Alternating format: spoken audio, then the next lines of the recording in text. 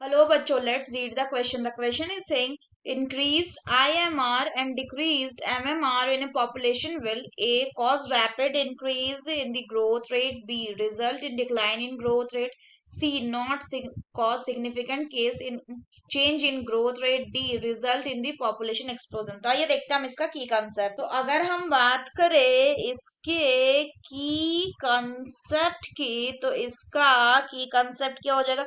इसका की कंसेप्ट हो जाएगा IMR एंड MMR। सो अगर हम बात करें IMR की, तो IMR मतलब होता है इन्फेंट मोर्टालिटी रेट, यानी कि शिशु मृत्यु दर, यानी कि कितने बच्चों की डेथ हो रही है इसका। अगर हम बात करें ये क्या होता है, it is the number of death पर लाइव बर्थ, यानी लाइव बर्थ में कितने नंबर ऑफ डेथ हो रहे हैं बच्चों की, of children under 1 year of age, under 1 year of age. अगर हम बात करें आगे, तो MMR मतलब क्या होता है? MMR का मतलब होता है मैटरनल मोर्टालिटी रेट, यानी कि मातृ मृत्यु दर। यानी कि अगर हम बात करें ये कैसे कैलकुलेट करते हैं, तो इसको कैलकुलेट किया जाता है recorded death of mothers divided by recorded deaths of mother divided by the total number of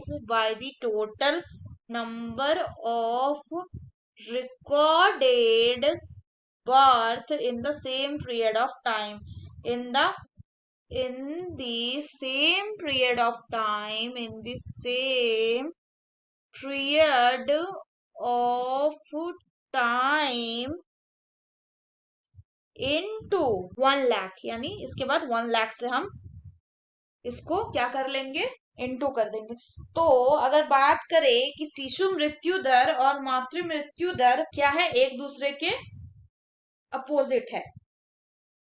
तो क्वेश्चन बोल रहा था क्या? क्वेश्चन बोल रहा था कि इंक्रीज्ड IMR यानी infant mortality rate and decreased MMR in the population will, इससे कोई फर्क नहीं पड़ेगा, क्योंकि पॉपुलेशन जो है, पॉपुलेशन का ग्रोथ रेट वो बढ़ता नहीं है MMR यानी मैटरनल मोर्टेलिटी रेट के घट जाने से।